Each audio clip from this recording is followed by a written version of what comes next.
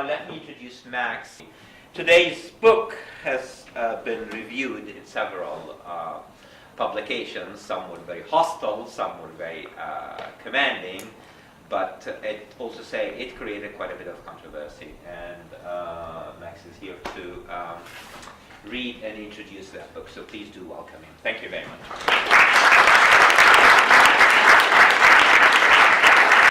Thanks for coming. And this is my first New York talk. I've been on book tour since October. I've been continuously on book tour since October, to the point where I wake up and I don't know where I am, and I have to sometimes wake up in a hotel and I look out the window to find out where I am, and then I still don't know where I am because I'm in Phoenix. And I found that rational political thought and human decency exists in inverse proportion from New York and Washington, D.C. To the distance that you get. There are really some incredible people out there. Something's happening out there. This movement that's coalesced around the issue of Palestine is growing rapidly. It's become the social justice cause of our time. And I've been to every field house and outhouse and hen house. I haven't been to a whorehouse yet, around the country, and I get these huge crowds that are just fired up around this issue. And I think that it gives me hope, in complete contrast to the kind of responses I've gotten online, including in liberal publications like The Nation from the winner of the International Spilkus competition, Eric Alterman, who has written he's written enough to produce a book of his own, the I Hate Max Blumenthal handbook about me. But it's not reflective of the opinion that you see on the ground, the grassroots organic opinion. And my presence here, I think, is an organic phenomenon just based on my own experience, having gone on the Birthright Israel tour, which they say will create a lifelong connection between you and Israel, which worked on me. Just didn't work in the way they wanted. And what's really happening on the ground, the reality on the ground. I can tell you, my heroes are the students who are active on this issue, Students for Justice in Palestine. I was just on a speaking tour in Florida, and I went to every major school in Florida except University of Miami and Little Tel Aviv, also known as Miami. I met the students at Florida Atlantic University, and they have been sentenced to re-education seminars led by the Anti-Defamation League for protesting Colonel Benzie Gruber, who designed the rules of engagement for Operation Cast Lead, who is involved in crimes against humanity. And all they did was stage a silent walkout on this colonel, and they were sentenced to tolerance training by the Anti-Defamation League. I went to Florida International, where the students told me that they found listening devices placed in the Muslim prayer room. I went to Northeastern University, north of here in the frozen tundras of Boston, where the students have been forced to sign a civility statement because they staged a walkout on an Israeli soldier. And now I'm back in New York, and the New York State Assembly has just passed legislation penalizing the American Studies Association for this resolution supporting BDS and the academic boycott. And so we see what's happening. We clearly see what's happening, which is this grassroots movement, which is rapidly growing, pushing for justice in Palestine, and the pro-Israel movement resorting to state power and calling on elites that it can pay off to crush this movement and to suppress this very discussion. And they have actually sought to suppress the discussion of my book by naming me, putting me as number 9 on the Simon Wiesenthal Center's list of anti-Israel anti-Semites. They don't even call me self-hating anymore, because it's too easy to say I am self-hating, but being Jewish has nothing to do with it. They call me an anti-Semitic Jew now.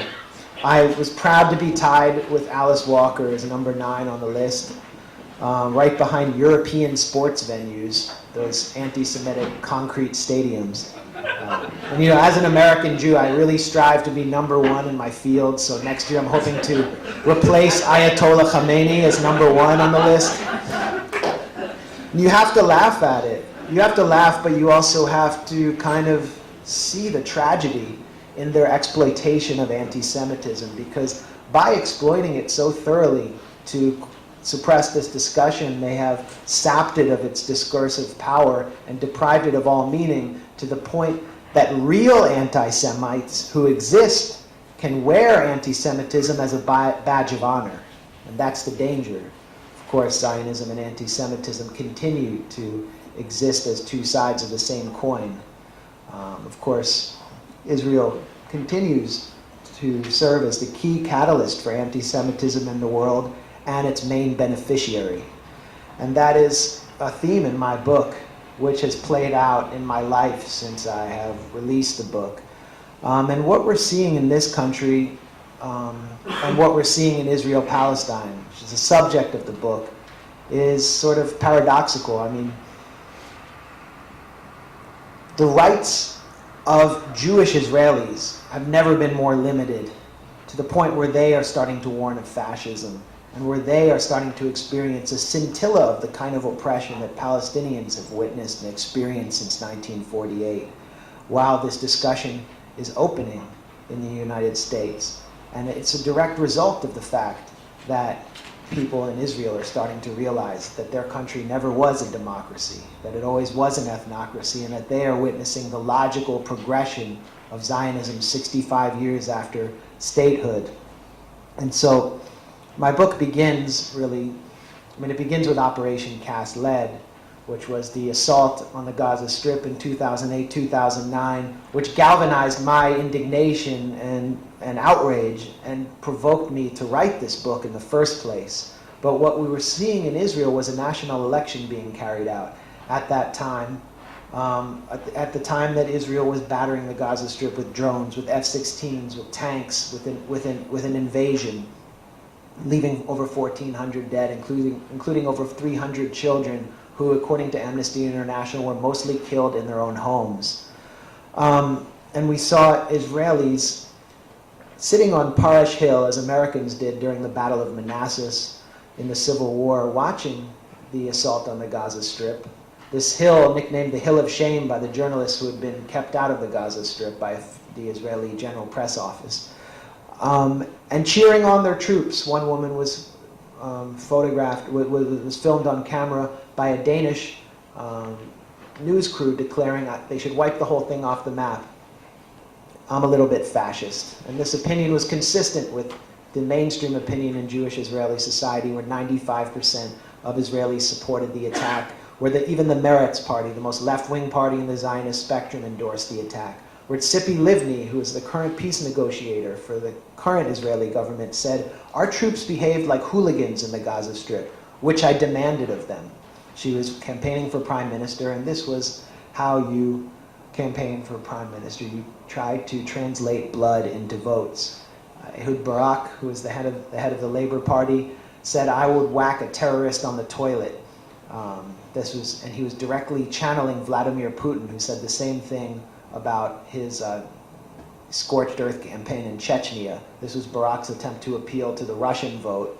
Of course, Avigdor Lieberman, the former bouncer from Moldova, who was also a former baggage handler at Ben Gurion International Airport, was the key beneficiary of the assault on the Gaza Strip, and the champion of the Russian-Israeli public.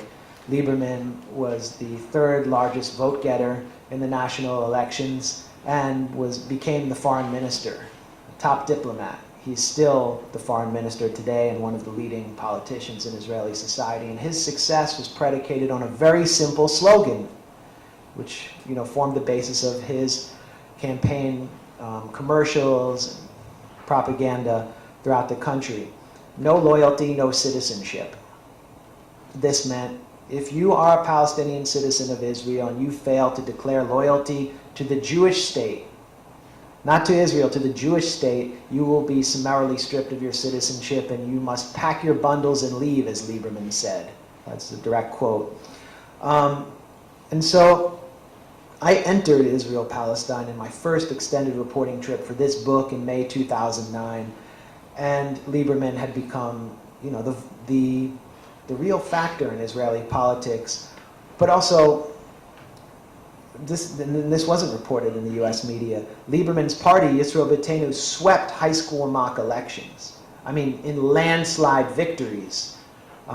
Benjamin Netanyahu and the Likud party won among the general public, but the voice of the youth, the party that commanded the hearts and minds of the Israeli youth, was Israel-Palestine, the party that proposed openly transfer of Palestinian citizens of Israel. And as the Israeli Democracy Institute polls show every year, Israeli youth and their attitudes grow more and more racist, more nationalistic, and more bellicose with each passing year, to the point where well over 50% declare their refusal to sit in a classroom with an Arab citizen of Israel. Well over 50% declare their refusal to live next door to an Arab or a non-Jewish migrant. A plurality of Jewish Israelis, in fact, in 2011 in this poll, and this was the only time they've been asked this question, declared their support for detention camps for Arab citizens of Israel during times of war. When are times of war in Israel? Well, since the foundation of the State of Israel, it has been in a state of emergency, which governs everything from ice cream production to national security. And in the recent reauthorization of the state of emergency, Supreme Court Justice Eliakim Rubinstein justified it on the basis that Israel is a normal country that is not normal. That's the epigraph for my book. So I enter in this, at the culmination of this transitional phase, when Israel has moved into a permanent right-wing majority. The logic of Zionism has really been fulfilled, and these bellicose figures who have promised to finish 48 as the source of their popularity have attained their highest, have attained the most power that they have ever achieved in Israeli history. And I enter, of course, as many of you may have entered, through Ben Gurion International Airport. And so that's kind of where I enter the book, where I enter the narrative. Ben Gurion International Airport looks like any other airport in the world, but once you encounter security officials, whether they're private or they're from the Shin Bet, Israel's General Security Service, you start to understand the essential logic of the Jewish state because you're assigned a number based on your ethnicity. These are the racial profiling experts who are training our airport security personnel, 1 through 6. And you know, if you are Palestinian or you're Lebanese, you'll get anywhere from 3 to 5, probably 5 or 6. Those are the highest threat levels. If you get 6, you're deported for 10 years, as Noor Judah recently was. She is the Palestinian-American teacher at the Quaker school in Ramallah, who was deported for 10 years and prevented from finishing her semester with her students for unknown reasons. And there are so many people like Noor who have had this experience. In fact, Israel deports over 100 Arab Americans every year, and the US government says nothing and does nothing for them. Noor had a USAID visa, and USAID was unable to do anything for her. Donna Shalala, this was the best, the best incident ever, who is the president of the University of Miami, was on her way to Israel to a conference of university presidents to discuss ways to fight Palestine solidarity activism on campus. And Donna Shalala was subjected to hours of humiliating interrogation because she is, of course, Lebanese American. She was flagged as, I think, a number 5. And then there are even Jewish Americans who have been deported as well, from Norman Finkelstein to the dangerous octogenarian Noam Chomsky. My friend Max Geller, who handles the Students for Justice in Palestine chapter at Northeastern, was, I think, stripped naked and held for 8 hours in a cell for his activism in the US. I'm hoping that I'll get to keep my clothes on my next trip there. But normally I get a 1 or a 2. And that's, because I'm asked, am I Jewish? Yes. Are my parents Jewish? Check. Yes. Are my grandparents Jewish? Yes. And then I'm waved through. And at one point I declared that I had a girlfriend in Tel Aviv I was going to see. This was false. And I was asked, are you thinking of getting married? And I said yes. And then the idea of me injecting top-grade Ashkenazi sperm into the ovum of a Jewish woman entered the mind of this security officer, offsetting the Arab demographic threat, and I was waved through an additional security check with a big smile. So you see the whole logic there at the airport. And I understood this also on a personal level, that as a Jewish American, I was going to have access that someone who is just as talented or more talented as me, who was Palestinian or Arab, could not get.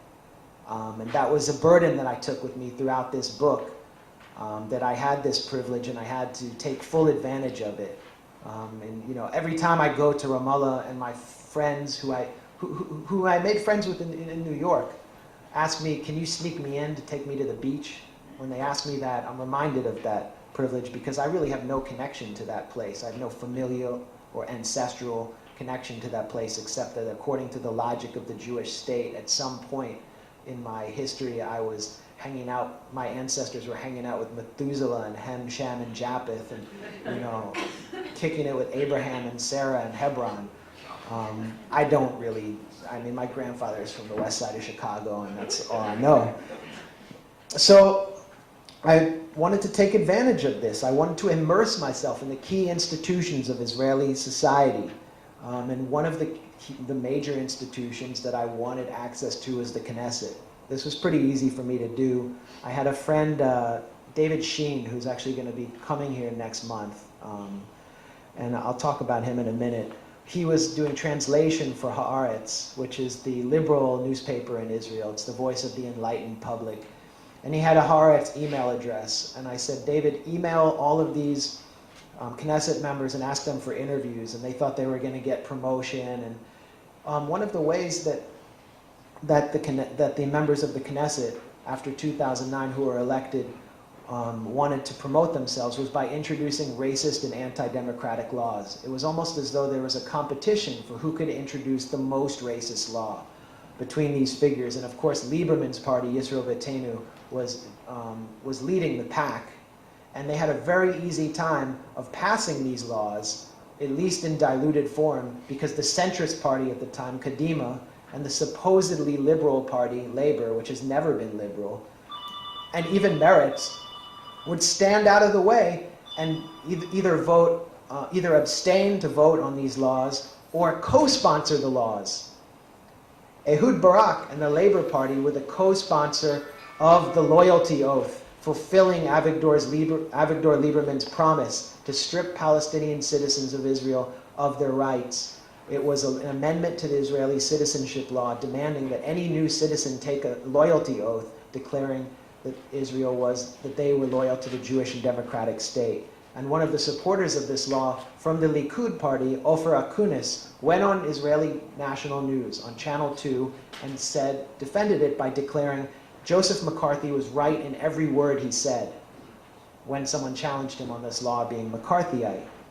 But there were other laws punishing NGOs, including mainstream Israeli NGOs like Bestselling and the New Israel Fund, attempting to deprive them of foreign funding, the acceptance to community law, justifying and legitimizing discrimination on the basis of race and religion for communities of under 500. A law has just been introduced to raise the electoral threshold to prevent Arab parties from being able to enter the Knesset. It would raise it to 4 seats because most Arab parties hold 2 to 3 seats. There was the anti-incitement law introduced by the Jewish Home Party, which called for prison terms of up to 2 years for anyone who convinced another Israeli citizen to become disloyal. And when I asked the author of the law why he introduced it, he said it was in order to place Hanin Zouabi of the Balad Party in jail and to ban the Balad Party. The Balad Party, of course, was founded by Azmi Bishara, who has been exiled from Israel, falsely accused, in my opinion, of being a spy for Hezbollah, and his real crime was to organize for Israel as a state of all its citizens without racial or religious preferences. And so Hanin Zouabi is carrying the mantle of Bishara, and she is now the most hated woman in Israel. Her colleague in the Balad Party, Jamal Zahalka, told me that he had a bet with a friend, an ongoing bet, that if one of these anti-democratic laws was not introduced one week, he would throw a huge party and he would buy the lamb. And he said, so far I haven't had to buy the lamb. every week there's a new law like this, so much so that I can't keep track of them. A law was recently reintroduced by the Jewish Home Party, the third largest party in Netanyahu's governing coalition, declaring Israel's Jewish character to be superior to its democratic charter, bringing apartheid into the open, and stripping Arabic as an official language of the state. So the day will come, I believe, when parties representing the Palestinian citizens of Israel are banned from the Knesset. The Central Elections Committee has twice voted to ban Hanin Zouabi and the Balad Party from the Knesset, each time overturned by the Supreme Court. And in response, the Knesset has introduced laws to strip the Supreme Court of its power, allowing a legislative veto of the Supreme Court's rulings.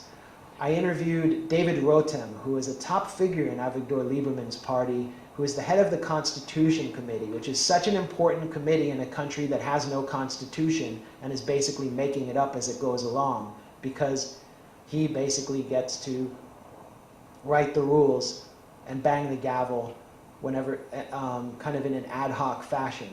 And Rotem told me straight up, looked me in the eyes, and he said, the tyranny of the majority is the essence of democracy. That is really the defining mentality of the Knesset today. And so all these parties, all the mainstream parties and the right-wing parties galvanized around a single law, which I think is a seminal law that we can commonly refer to it as the Nakba law. And it was a law punishing observance of the Palestinian Nakba in 1948, when 750,000 indigenous Palestinians were expelled and ethnically cleansed to allow the foundation of a Jewish state. It would, in its original wording, the law would have meted out 2-year prison terms to anyone who participated inside, any citizen of Israel who participated in observances of the Palestinian Nakba. And the law passed. The centrist parties generally supported it. Labor abstained.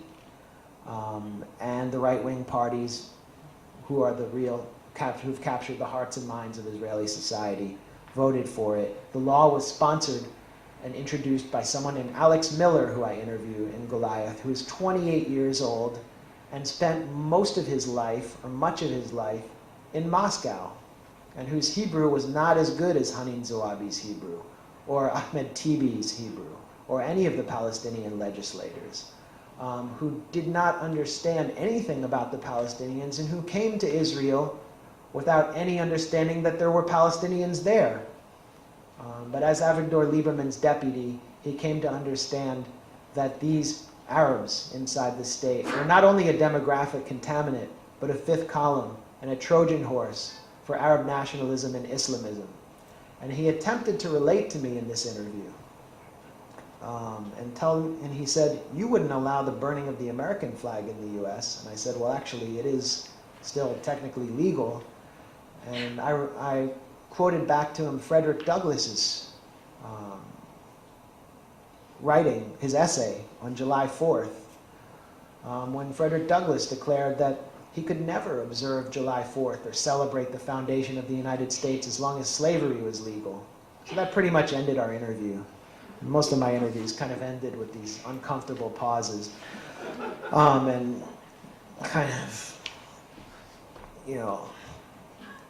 unfortunate dismissals from the office. But here you see what's happening. You see in the laws being passed in the Knesset a legislative form of settler colonialism, with recent immigrants to the land seeking to replace the indigenous population and to fulfill their promise to the Israeli public to finish 1948. And there's a book out right now that is, I think, kind of been deployed in place of my book by much of the liberal Jewish establishment, called My Promised Land, by a writer named Ari Shavit. And this book has been discussed on Charlie Rose by David Remnick and Jeffrey Goldberg. David Remnick hosted a party for Ari Shavit, and top Israeli celebrities were actually flown in for the party. David Brooks praised the book. I guess he wasn't, he has no excuse. He wasn't, induced by THC to do this. Who else? Thomas Friedman praised the book heavily. It's been heavily promoted. And Shavit makes a point in the book that I make in my book because of my understanding of the Nakba in Israeli life. Because I understand that Jewish Israelis are deeply threatened by the mere discussion of the Nakba. Limor Livnat, who is a former minister in Netanyahu's government, said that the teaching of the Nakba encourages disloyalty. And I understand the Nakba as the ultimate source of Palestinian grievances, that it's not about 67, it really is about 1948. And Ari Shavit, who is this liberal Zionist Israeli journalist and essayist, comes forward and says, yes, it's true. It's all about 1948. Not only that, but he discusses the ethnic cleansing of Lydda, which is now known as Lod, where tens of thousands of Palestinians were sent on the Lydda death march to Ramallah in very stark terms. I mean, he gets some facts wrong, and my discussion of it is, of course, more graphic, and I present the crimes, I think, in a more complete fashion. But it's important that he acknowledges this as this pivotal period. But Shavit goes forward, and then he diverges from where I go, because I think 1948 was a crime that needs to be prosecuted and reversed, just like any act of ethnic cleansing should be. But Shavit declares that it needs to be consolidated, because without the Nakba, he says he could not have been born, and Israel could not have existed as a Jewish state. Well, somebody had to say it. Benny Morris had already said this in much more, explicit terms, in a crude way. But Shavit said it, and he became the toast of the town in New York and in Washington, D.C., among the liberal Jewish establishment, which wouldn't even discuss my book. I mean, I met with Remnick and gave him my book, and he hasn't done anything with it. And he knows what's going on. But what I think Shavit doesn't understand or refuses to acknowledge in my book, which I do in my book, and which the right wing in Israel understands, is that 1948 is a continuous process, an ongoing process, and that every day for Palestinians is 1948.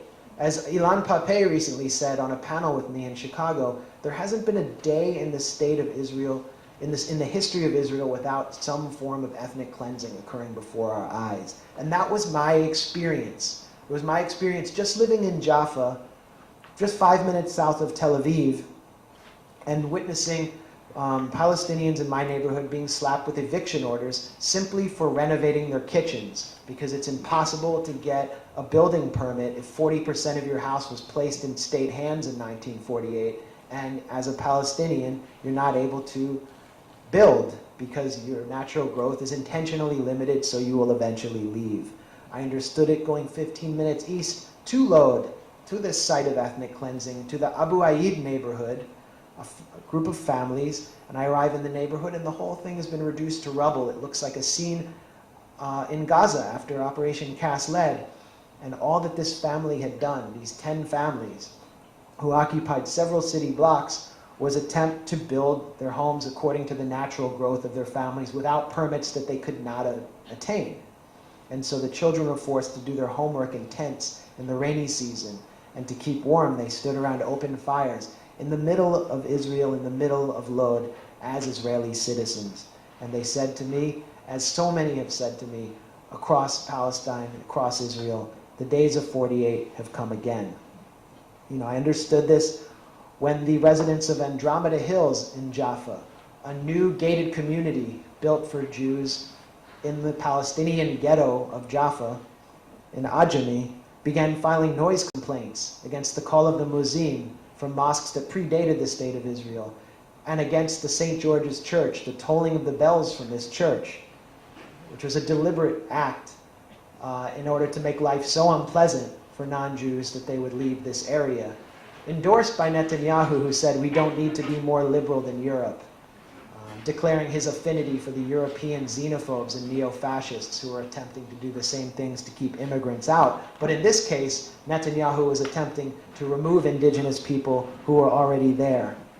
I noticed 1948 is a continuous process when my favorite fish restaurant in Jaffa, owned by Palestinian Christians, was firebombed by hoodlums from the hills of Hebron, by right-wing Jewish settlers, and by those same settlers who vandalized the local Muslim cemetery in Jaffa, who attacked local residents in Jaffa, and who staged Jaffa for Jews marches each week through the center of Yefet Street. I noticed it also when I saw border police setting up flying checkpoints in Jaffa, far from the Green Line, on a search for quote-unquote infiltrators, who are Palestinians who may have slipped in to find work. And finally, I noticed it in the Negev desert when I arrived at Al-Araqib one night, an unrecognized Bedouin village, and woke up to the sound of bulldozers wiping the village off the map, and watched children sitting on their beds in the open desert as their homes were crumpled to pieces, and saw activists tossed away like empty crates, and saw the village water tank towed away by an Israeli riot squad, which left the residents to rebuild the village for the third time with the Jewish Israeli activists who had come to attempt to defend them. And that village has been rebuilt 51 times, and each time it's been destroyed by these bulldozers, which are emblazoned with the logo of the Jewish National Fund, a 501c3 nonprofit in the United States, which raises tens of millions of dollars in the US and pays hundreds of thousands of dollars to people like Prime Minister Stephen Harper and ex-President Bill Clinton to speak at their galas. I remember as a kid in Hebrew school, I donated a little bit of money to the Jewish National Fund to plant a tree in Israel in the name of my pet dog who had been run over by a car. I don't know where that tree is, but it probably sits on the land of some Palestinian village which had been ethnically cleansed. The three villages of Yalu, Beit Nuba, and Imwas, which is Emmaus in the Old Testament, are now Canada Park, where Israelis celebrate their Independence Day. So is it any wonder that Palestinians on Independence Day will come out and observe their tragedy? Well, it's considered a threat because it is a obstruction to finishing 48. Now, as I said before, the right wing understands correctly that 1948 is a continuous process. The left wing of the Zionist spectrum sees 1948 as something that had been done and that Palestinians need to get over it. Just get over it, as Thomas Friedman said in the New York Times. Ari Shavit in Guernica, the left-wing magazine, recently said Palestinians are addicted to victimhood, that this is all in the past, and let's let bygones be bygones and get over it. You know, and I understood the mentality of these kind of, you can call them liberal Zionists, the Zionist left, the kibbutzim. When I visited Ein Hod, which is an artist's village in northern Israel, it's northeast of Haifa. It's one of the most beautiful parts of the country. And I arrived in this artist colony and walked in, and there's this weird sculpture of a nude couple inside a sardine can. I still don't know what it means. And I followed a tour guide in. She's leading a group of Israelis speaking in Hebrew through these stone homes, which have become art studios. One of them was the art studio of Marcel Janco, who is a Romanian Dadaist, who basically, quote-unquote, founded this village in 1952. And I saw this kind of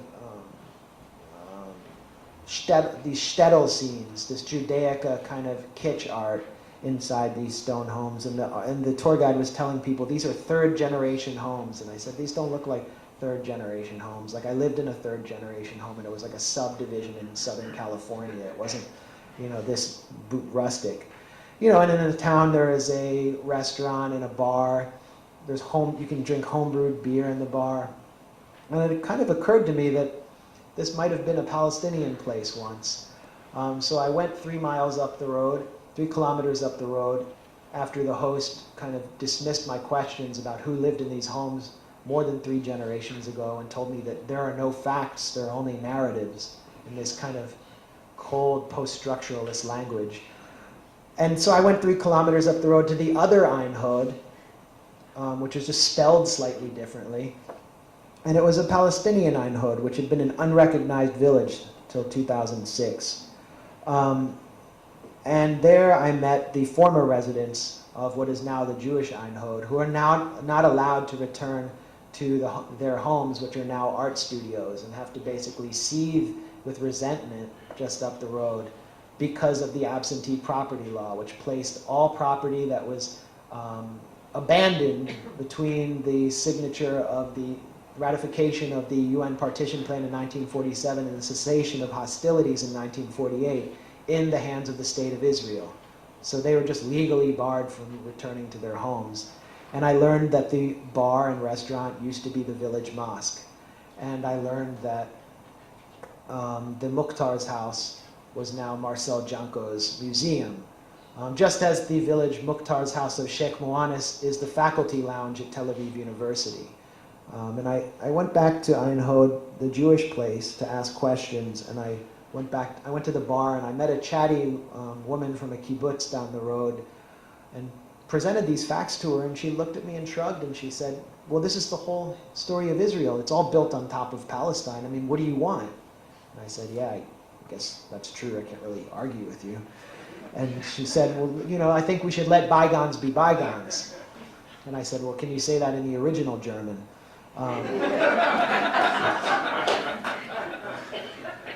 And you know, we Palestinians cannot let bygones be bygones. I spend so much time in my book just talking about the situation of 48 Palestinians and how they are facing this process of expulsion. I mean, in the Negev desert, there was the Prover Plan, which was an extension of what I saw in Al-Araqib to remove 40 to 70,000 indigenous Bedouins from these unrecognized villages, which can't be recognized simply because they're not Jews, because they don't have J-positive blood, and being forced into Indian reservation-style communities, which represent the only Arab towns ever built by Israel since 1948. But it's not just there, it's in Haifa, among the very cosmopolitan, educated, English-speaking Palestinians who are my friends. They feel a pressure to leave. And I wrote about Fida Kiwan, who opened this cafe called Azad in Haifa, and how she was basically expelled from the town. Her cafe was shut down by the municipality because she refused to serve anyone in uniform. Then it was attacked by right-wing mobs. When I went to visit it, the windows were shattered. And you know, you see shattered windows of storefronts of businesses targeted because of the ethnicity of their owners, and you think of very dark events in history. And she told me, you know what, I'm sick and tired of trying to struggle to build some space for tolerance and coexistence in Israel. I'm going to move to Ramallah, where I'll be occupied, and everyone knows they're occupied because I'm occupied here. I'm occupied beneath fake layers of democracy, and at least I can be with the people who know that they're occupied where it's honest. So she essentially self-transferred. And that was those were comments that were emblematic in my interviews with a lot of young Palestinians in Haifa who are heavily educated and could have contributed so much to Israeli society if only they had been of a different ethnicity. Were being actively driven out. So the right wing understands that bygones can't be allowed to be bygones. They understand that that Israel is an ethnocracy, that Israel's existence as a Jewish state is predicated on a Jewish majority, and that to maintain a Jewish majority, you have to continually carry out demographic engineering, which can often be violent and is very much unpleasant. And they are willing to do so and to talk about their desire to do so openly. So is it any surprise that they should be the captains of the state, the most popular figures? Shouldn't be any surprise at all that someone younger than me, the Sarah Palin of Israel, Tzipi Hotovely, who speaks better English than Sarah Palin, is already the deputy transportation minister, which is a stepping stone to major national office, to a higher ministerial position. This is someone, Tzipi Hotovely, who has told Hanin Zouabi to her face on Israeli national TV that her goal is to remove all Arabs like her from the Knesset. Someone who has said that they want to annex the West Bank and do away with the fantasy of a Palestinian state and give Palestinians Jordanian citizenship. someone who has hosted members of Israel's burgeoning anti-miscegenation movement to testify in the Knesset on the dangers of assimilation. Is it any wonder that in this situation, 40% of the Israeli officer corps is now filled with religious nationalists, and that the Shin Bet is for the first time controlled by a religious nationalist director, or that the first religious nationalist from the settlements is on the Supreme Court? Is it any wonder that a book called Torat HaMelech sold more copies in Israel than Peter Beinart's The Crisis of Zionism sold in the US? And what is Torat HaMelech? It is, according to Ma'ariv, the Israeli newspaper, a manual for when it is permissible to kill non-Jews. It is a manual for genocide that has been distributed by the thousands into the Israeli officer corps, and which was held up by hundreds of members of the Shimshon Brigade, one of the most violent units operating in the West Bank, at a protest in the Western Wall against evacuating settlement outposts. Among the book's lowlights is a passage declaring that it is permissible to kill non-Jewish babies, Gentile babies, if it has been deemed that they will grow up to harm us. The book was written by Yitzhak Shapira and Yitzhak Ginsburg, two rabbis from the settlement of Yitzhar near Nablus, whose yeshiva has been funded by a 501c3 nonprofit called the Central Fund of Israel, which exists right here on Fifth Ave inside the offices of the Marcus Brothers Textiles Company, and which has not been regulated by the Treasury Department. From Yitzhar, rockets have been fired into Nablus, homemade rockets. You never hear about this. In any case, I went to a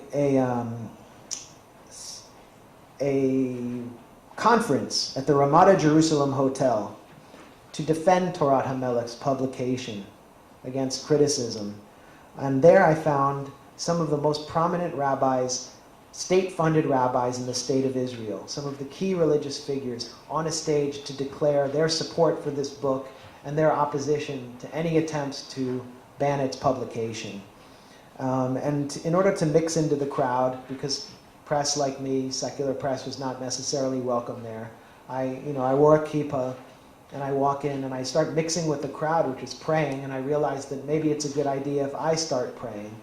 And so I have to stand there and start davening with these religious nationalists, and I realize I'm saying the Kaddish with them, which is the mourner's prayer that I said for my grandfather, and I said for my uncle, and that it always meant so much to me. And I'm standing with Dov Lior, who is the rabbi from the official rabbi from Kiryat Arba, who declared that Yitzhak Rabin was a rodef, or a traitor, and a moser, and a snitch, providing religious justification for his assassination, who called Baruch Goldstein, the man who slaughtered 29 Palestinians at the Cave of the Patriarchs, a gever, or a great man, and who was called for live human experimentation on Palestinian prisoners. And I'm davening alongside Baruch Marzel, who is a right-wing thug who conducts price tag attacks on Palestinians in Hebron and leads anti-miscegenation squads inside Israel. And I'm davening alongside Michael Ben-Ari, who is an Israeli legislator who told me in an interview that he will never say that Jordan is Palestine because Jordan is Israel. And I'm wondering about what religious nationalism and the current state of affairs in Israel is doing to Judaism, and how I can say the same prayer as these people, and what do I have in common with them? Do I have anything in common with them? Do I have to break away? Well, these thoughts constantly came to my mind conducting this book, and it's coming back here and coming to these events that I'm able to kind of put them to rest. In any case, this movement continued to expand its influence throughout the country. Two rabbis' letters were signed soon after Torat HaMelech's publication, one by hundreds of key religious authorities in Israel declaring that it is against Jewish law to rent apartments to non-Jews, and another by their wives declaring that it is against Jewish law for Jews to have relationships with non-Jews, specifically Arabs and non-Jewish African refugees. This letter inspired the anti-miscegenation movement that I've been discussing throughout this talk, movement led by a group called Lahava, which was formed out of the ashes of Meir Kahana's Kach party, which was actually banned in Israel. Meir Kahana was kicked out of the Knesset in 1988 for racist incitement, but actually because he posed an electoral threat to Yitzhak Shamir's Likud party. Lahava has set up a hotline that allows anyone to inform on interreligious and interracial couples. It has handed out kosher certificates to businesses that declare their refusal to employ non-Jews. It has placed leaflets around Jerusalem warning Arab men that they can speak to Jewish women at their own peril. I've seen posters around Jerusalem containing photographs of Arab men who have supposedly made passes at Jewish women or had relationships with them or alleged to have relationships with them. It set up civil patrols that march up and down the beaches of Israel warning Jewish women not to speak to Arab men. Its sister group, Hemla, which runs a home for supposedly abused Jewish women who are abused in relationships with Arab men, has been funded by the State of Israel. It collects half of its budget from the State of Israel. And recently the National Civil Service Administration declared that barred religious Jewish women from volunteering in hospitals after 9 p.m. for fear that they would date Arab doctors. Unusual decision to me as an American Jew who has been raised to believe that it is good to date doctors. This decision was endorsed by the economics minister Naftali Bennett, head of the third largest party, Bayit Yehudi, the Jewish Home Party. And these decisions and this movement has real consequences, consequences that I attempted to warn of when I released my Feeling the Hate in Jerusalem video, when I released countless videos and reports while I was staying in central Jerusalem about the atmosphere of racism in the area, incited by top-level officials. And there were, I thought, the most severe instance elucidating the danger of these movements and of this incitement was when 19-year-old Jamal Julani, a Palestinian worker who had been passing through the area, was beaten into a coma by a mob of Jewish youth last year because the youth had been told by a 15-year-old girl that he had made a pass at her, which was completely false, turned out to be a lie, but reminded me of nothing more than the Emmett Till lynching in the United States, of a submerged history that had resurfaced in modern-day Israel, and illustrates to us the truth of William Faulkner's statement that the past is never dead, it isn't even past. At the courthouse, one of the perpetrators declared his only regret was that Julani had not been killed, and the 15-year-old girl admitted that she was a liar. Outside the courthouse was Benzi Gopstein, former lieutenant of Meir Kahana, now the head of the Lahava anti-miscegenation movement, who had testified in the Knesset at the behest of Tzipi Hotovely, the deputy transportation minister. And he declared that these youth who had beaten Julani had lifted Israel's national pride off the floor and done what the police had refused to do. These kind of attacks have quadrupled in the past year, according to the United Nations, and it's clear that the Israeli police and army and authorities have very little interest in stopping them. In the last week, Lahava subjected Benjamin Netanyahu to a withering attack because his son, Yair, who had actually on his Facebook page endorsed the rabbi's letter declaring it illegal to rent to non-Jews, was caught dating a non-Jewish Norwegian girl who he was going to college with. And Lahava said, "This is an embarrassment." Netanyahu was attacked by the Shas party. He came under withering attack from officials in the Knesset. And so Netanyahu has come out yesterday with a statement claiming that his son was only a study buddy of this girl. They were just study partners. There is no relationship going on. He did not have sexual relations with that woman, depending on what your meaning of is.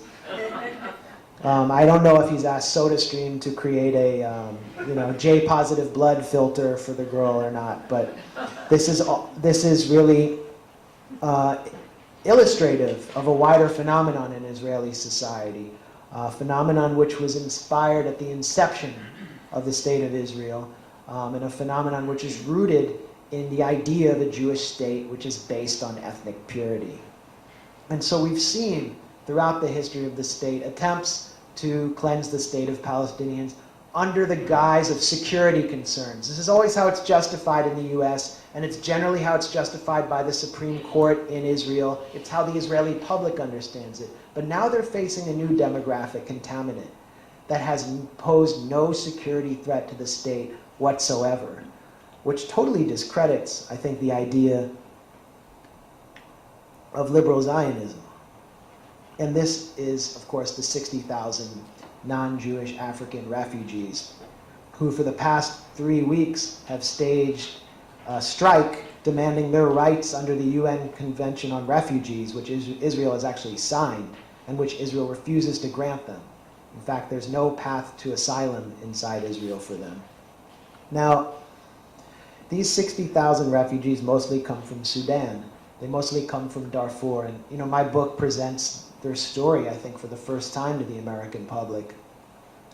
It was largely a story that was ignored by the New York Times, but which is essential to understanding what's going on inside Israel today. They have fled Janjaweed in the Darfur region. And of course, the Israel lobby is heavily involved in the Free Darfur movement and has said absolutely nothing about these people. And they've arrived in Israel to find a new kind of Janjaweed, from the sort of figures who I've been talking about for the past half hour or so. The right wing in Israel has incited race riots in South Tel Aviv, where African businesses have had their storefront windows smashed. Africans have been attacked in the street on a regular basis. According to Rami Gudovich, an activist in South Tel Aviv, African children have feces thrown at them on their way to school. He said that he's seen things that make it hard for him to continue to go on and live as a human being. They've also been denied work permits, so they're forced to sleep openly in South Tel Aviv, one of the poorest areas in Israel, provoking massive conflict in the neighborhood. And so the state of Israel had created a crisis. Of course, these people could not be assimilated because they're not Jews. And it had to intensify the crisis through its solution. And its solution was based on a pre-existing solution it had for Palestinians, rooted in the 1953 Anti-Infiltration Act, which was passed to illegalize the presence of the tens, if not hundreds of thousands of Palestinians who attempted to slip back in what became the borders of Israel, to reunite with their families, to reconnect with their land, to actually till the soil that had fallen fallow since their land had been expropriated by the State of Israel. And this act was amended to apply to non-Jewish Africans, to declare them all infiltrators, and to legalize their indefinite detention, to make it possible to detain them for anywhere from 1 to 3 years without charges. So currently, there are thousands of non-Jewish Africans sleeping in the Negev desert in shipping containers in the Holot detention camp. This detention camp is a revision of another camp, which was a closed prison, and it's called an open accommodation center by the State of Israel. What does that mean? It means that they have to check in 3 times a day, and they can only work inside the center, but they are allowed to leave. Of course, there's nowhere to go because they're in the middle of the desert. And they have to sleep there at night, segregated from the Israeli public. That is when the prison closes. It closes at nightfall. They must be segregated from the Israeli public at night for fear that they will assimilate. Many of them speak Hebrew. Most of them speak Hebrew. They have skills. They can work. I have a close friend in Tel Aviv who's been in a relationship with a man from Sudan, and she said, I can't call him my boyfriend or partner because the state is probably going to deport him, and when he goes back to the Sudan, he'll be killed, because he'll be seen as a traitor there. So we have no future. So this is the logic behind this camp, is preventing integration and assimilation. The camp is anachronistic in the Western world. It reminds me of the towns that existed throughout the United States, not just in the Deep South, but even in Chevy Chase, Maryland, where ordinances were put in place to bar the presence of African Americans after dark. The historian James Loathing wrote a book about these towns, and he called it sundown towns. With this anachronistic solution to a problem which is created by the maintenance of a Jewish state predicated on ethnic purity, Benjamin Netanyahu and his government have transformed Israel into the world's only sundown town, something that really is foreign in the modern world. They've created camps that resemble Manzanar, our camp in World War II, which existed for Japanese Americans who had been deemed to possess enemy race blood. And this is exactly the logic behind the internment of non-Jewish Africans in Israel. Benjamin Netanyahu has declared that they present a threat to the Jewish character of the state of Israel, and it goes to the very logic of a Jewish state and is really the foundation of the crisis that I portray in my book. And so I think it's incredible, if you watched the State of the Union last night, that Barack Obama is one of the first American presidents to emphasize Israel as a Jewish state, to refer to it as the Jewish state, and to demand that the Palestinian Authority recognize Israel as a Jewish state. Barack Obama, the product of the civil rights movement, the product of a multicultural society, is seeking to consolidate all of the trends that I just described through this demand, which I don't think George W. Bush made of the Palestinian Authority. Now, you have to recognize also that for the last half hour or so, I have not gone beyond the green line. Everything that I have discussed just now is occurring inside the green line, inside the part of Israel that will be legitimized by a two-state solution. Not only that, but John Kerry, in trying to lay out a framework agreement, or what he has called a framework for a framework, because it's obviously going nowhere, like two penguins attached from the back end, is being conducted on Netanyahu's terms. The Palestinian Authority is still sitting down to negotiate, and at the same time they're leaking out the details. Yasser Abed-Rabo just leaked the details to Al-Hayat, and they're coming out slowly, including in the Israeli media. And here's what we're seeing. A new wall will be built on the Jordanian border, which, according to Israeli Army radio, this is the exact language that Israeli Army radio used, the Palestinians will be imprisoned between two walls. Of course, we already have the separation wall on the western border. Israeli troops will remain for the long term in the Jordan Valley. Moshe Ya'alon, the defense minister, has demanded that they be there for 50 years. Assuming Israel lasts that long, that's a pretty long time.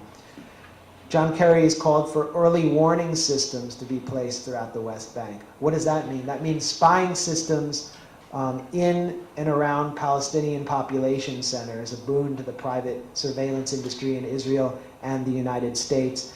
Israel has demanded and received permission from John Kerry to fly drones over the West Bank, which means that the West Bank will be transformed into a dystopic, Gazified panopticon.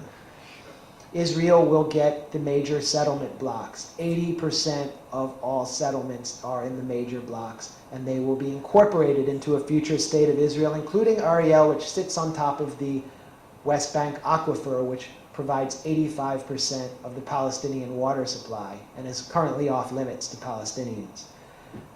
And Netanyahu has additionally demanded Beit El, which is a far-flung settlement barely connected to the major settlement blocks, and Hebron, where the most fanatical Jewish settlements lie.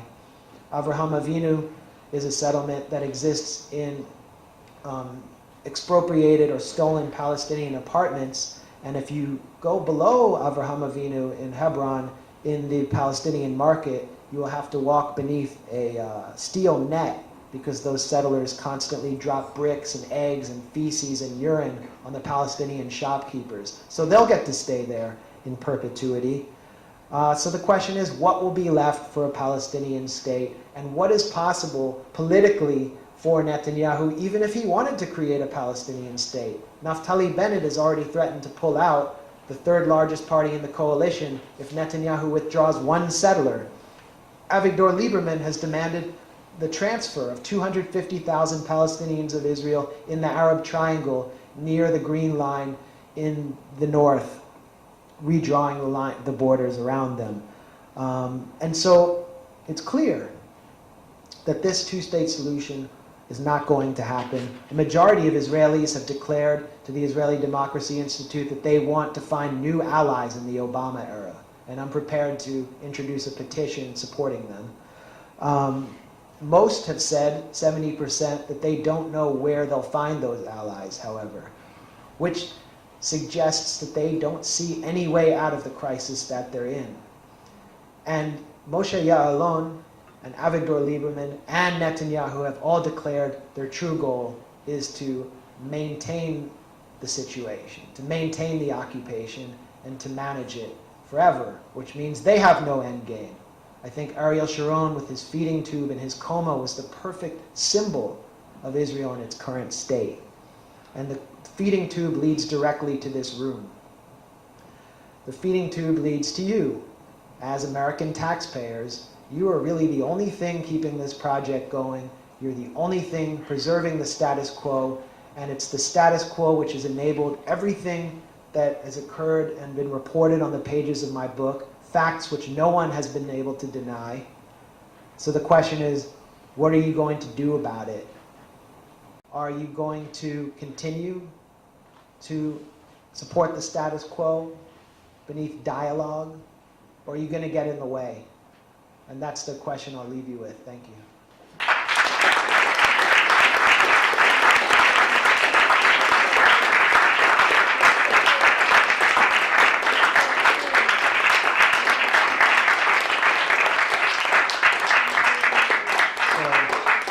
Q&A? Yeah. Any questions? Yes. Really fascinating, and I don't think I disagree with you. I'm sort of curious, skepticism of the two-state solution, and you talk about this rise in this conservatism in Israel. I think I also like the idea of sort of a continuity since '48. So what is, if you were whatever, this is the way this can be solved. You talk about what we can do here, but I mean, what is it? One-state solution? I mean, hopefully Jewish people in Israel will reconsider their crappy ideas. I mean, where can we go to have a just solution for the Palestinians?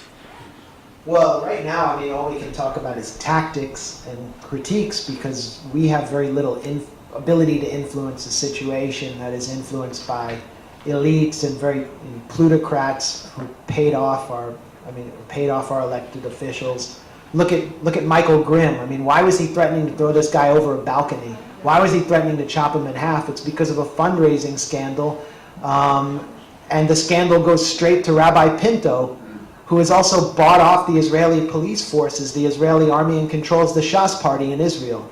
And the top 5 donors of Eric Cantor are connected to Rabbi Pinto. So you just scratch the surface, and the Israel lobby is everywhere.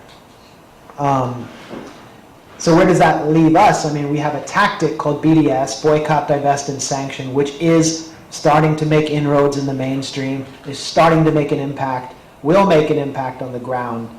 The peace process hasn't removed a single established settlement unit since the Madrid talks. BDS actually has. It forced Lev Levayev to at least momentarily pull out of the West Bank, who is this diamond merchant, because it targeted his celebrities who were endorsing his merchandise. So, we can talk about tactics, but as far as solutions, I think we need to look at the options that Israel has if the two-state solution is exposed as a farce. It has the option of declaring a single apartheid state, which is the current reality.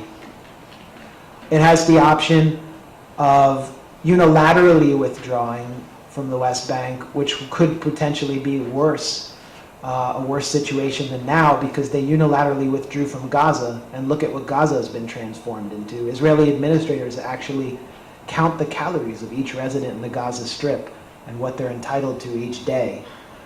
So it just means settler colonialism from the outside through this really, high-tech apparatus.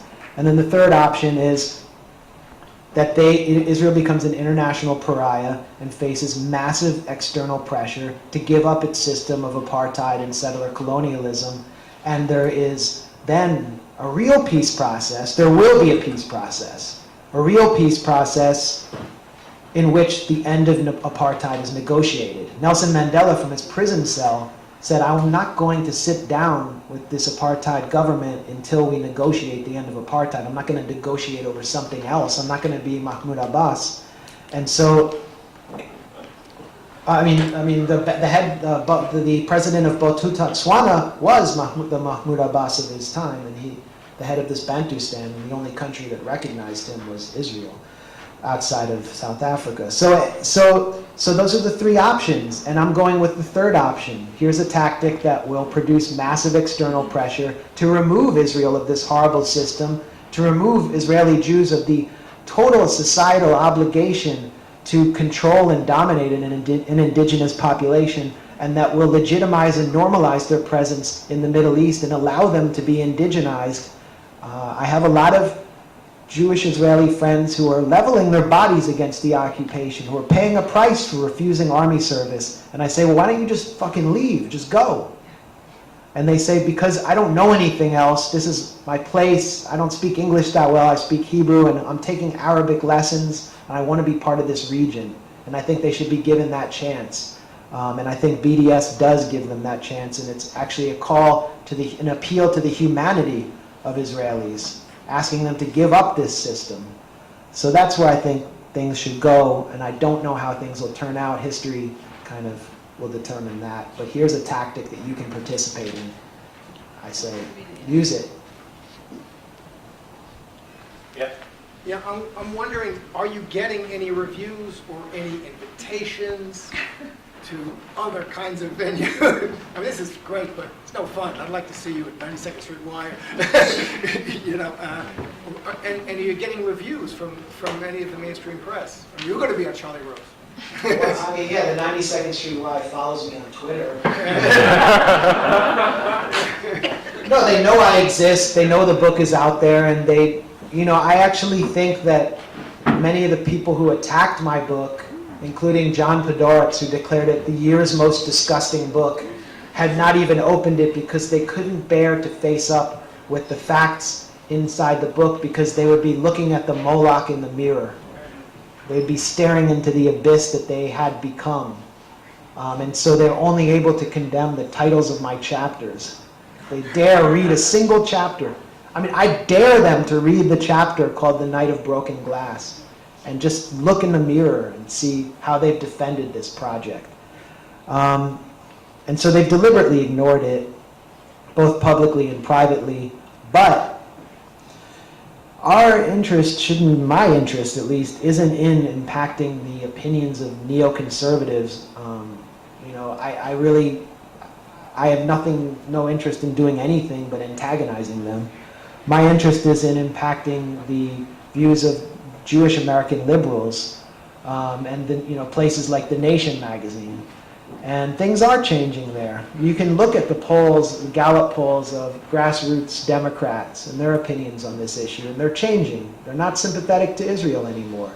Just look at the 2012 Democratic National Convention and the voice vote on Jerusalem as the undivided capital of Israel and the Jewish people, in which the nays had it, and Antonio Villaraigosa, this bought-off neoliberal mayor of Los Angeles, who had issued a press conference in support of Operation Cast Lead in 2009, as if a mayor of LA has anything to do with that, banged the gavel and said that the ayes have it.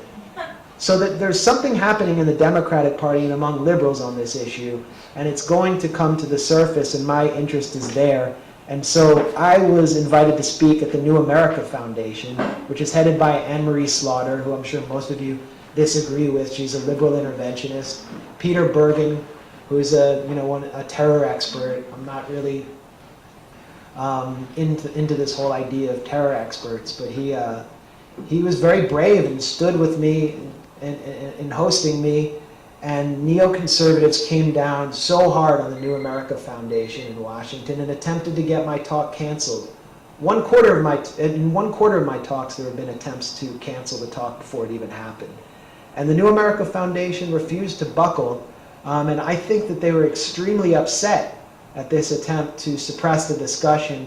And it compelled Jim Fallows, who is the editor-in-chief of the Atlantic magazine, to come to the talk and to approach my talk and the book with curiosity and with objectivity.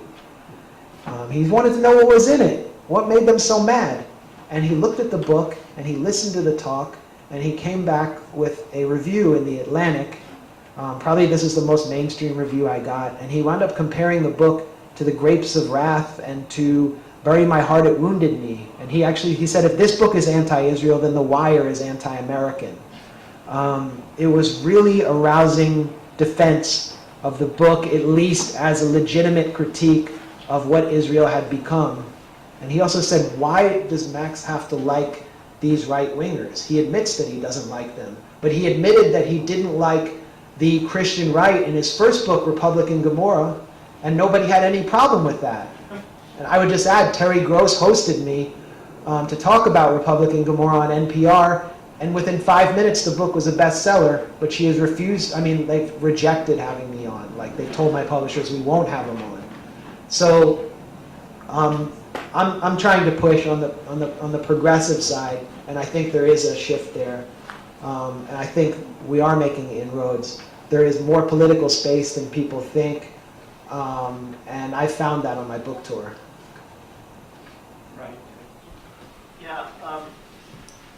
Could you address the tail and the dog analogy? There's I think a pretty general consensus that you hear a lot that American foreign policy is made in Israel. And I think this is a fairly common assumption among people who are anti-Zionist. And I think it's a totally backward analysis that does not at all understand the nature of imperialism.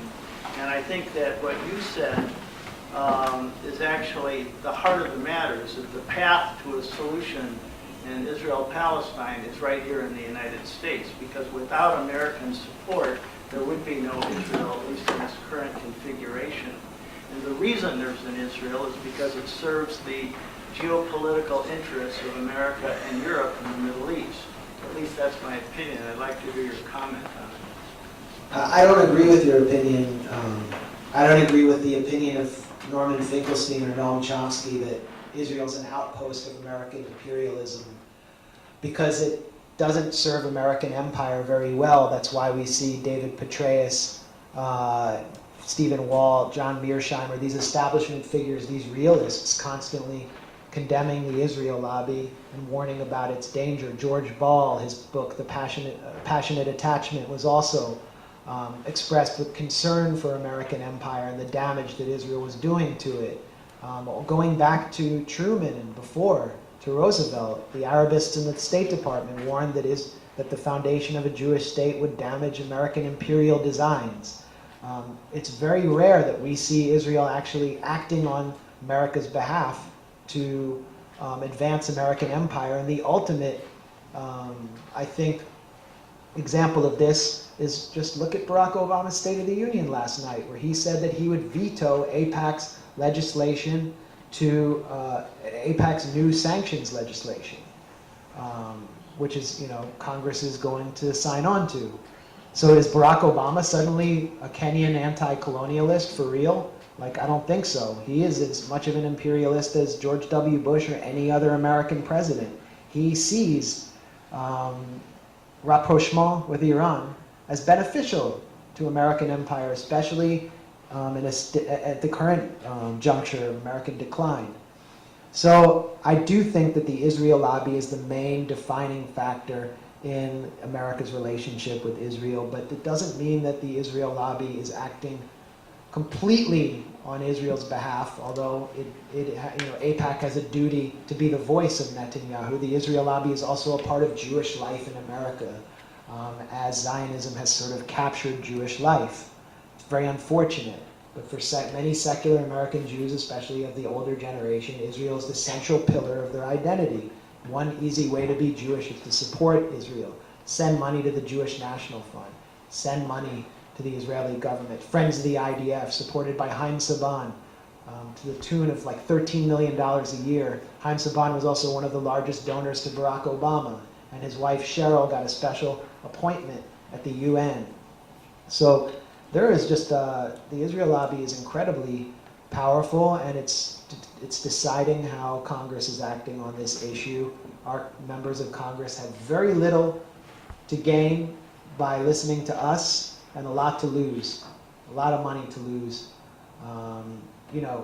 This is very controversial to say, but Ron Kempeus, who is the Washington bureau chief of the Jewish Telegraphic Agency, wrote that 1/3 to 2/3 of individual donations to the Democratic Party are from Jews. Now, many of them may not be interested in Israel, but many of them are, and if you consider that Sheldon Adelson is the largest single donor in American political history, and is also Benjamin Netanyahu's largest financier.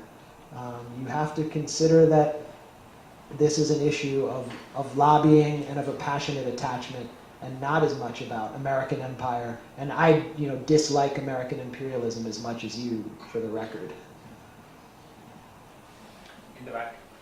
Hi, Max, long-time reader, big fan of yours.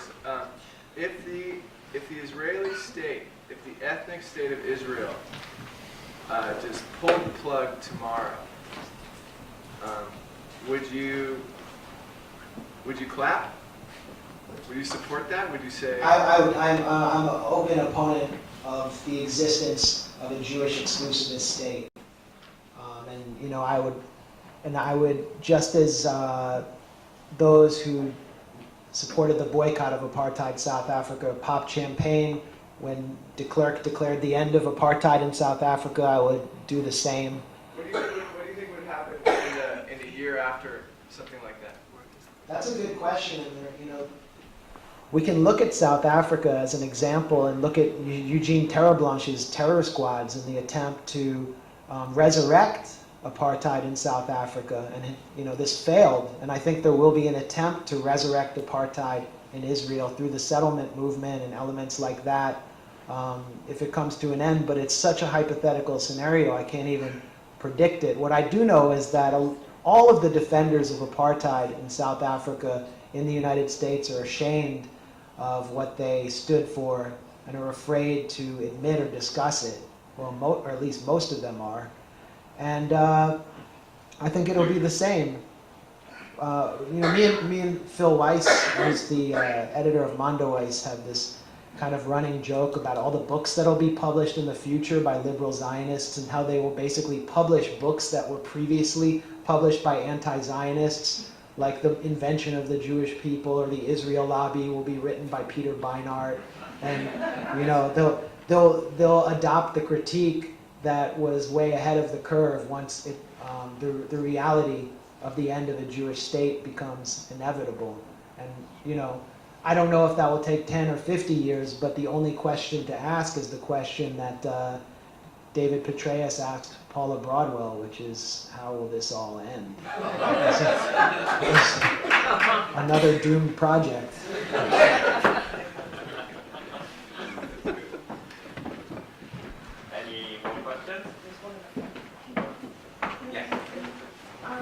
You mentioned about Kerry having negotiations. Buy my book on the way out. Oh yes, the book is the same. About Kerry having negotiations right now with some of these bad political leaders in Israel.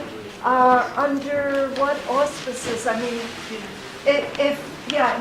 I know the State Department is part of the Vice President, all that, but if the UN is not involved at all, which it doesn't sound like it is he doing this completely only on behalf of of Barack Obama? I don't quite get what.